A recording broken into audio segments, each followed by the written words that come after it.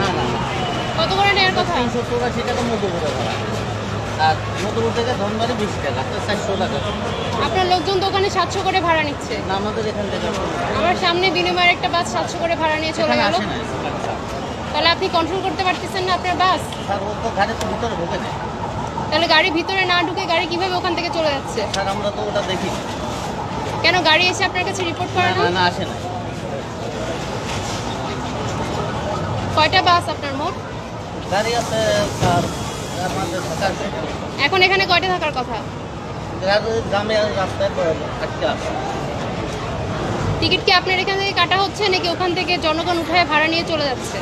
তারা জনগণ তুলে ভাড়া নিয়ে চলে যায়। এটা কোনো নিয়ম হলো? তাহলে টিকিট কাউন্টার কেন আর আছে? আমরা যেটা আমাদের কাউন্টারে আসে সেটা আমরা 400 টাকা করে টিকিট দিই। টিকিটের স্লিপ আছে আপনাদের কাছে? না, আমাদের ওখানে টিকিট আছে।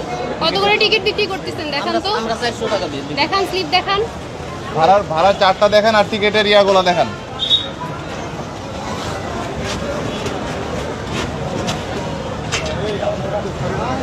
আমাদের টিকিট আপনার হাতে যেটা আছে ওটা দেখান তো। আপনি ভাড়া দিচ্ছেন কত করে?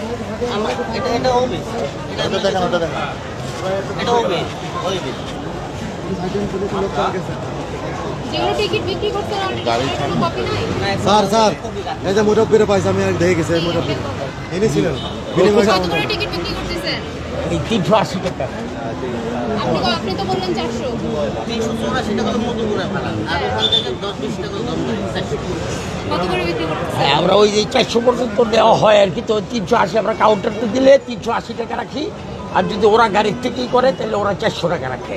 700 টাকার কথা বলছেন 700 টাকা ওখানে রাখতেছেন। না, তাহলে ওইটা তাহলে আমাদের আপনার টার্মিনালের গাড়ির বাহিরে। ড্রাইভার এবং আমাদের দিকে টাইম চলে গেছে, এটা কারণটা বলেন।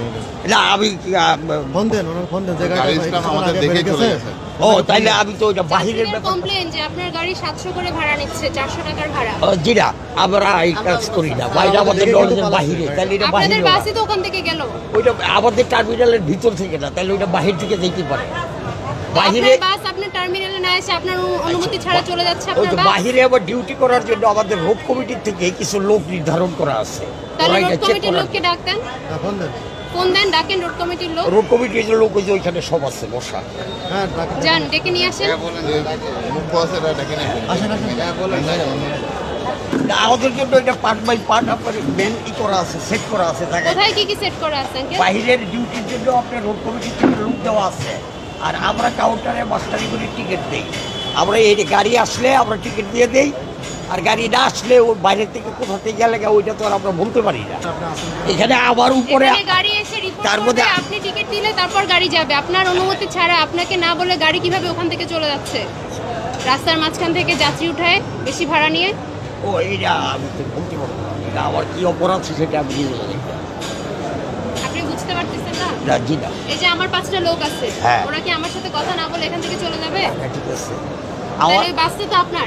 হ্যাঁ, এসে আপনার সাথে কথা বলে তারপর তো যাওয়ার কথা এখান থেকে। আপনার কাছে এসে রিপোর্ট করবে যে আমরা ফিরে আসছি, আপনি টিকিট দিবেন রিপোর্টটা আপনার যাত্রীদের। এইখানে করবে, এইখানে করার পরে এইখান থেকে রিপোর্টটা আমাদের কাউন্টারে দেয়।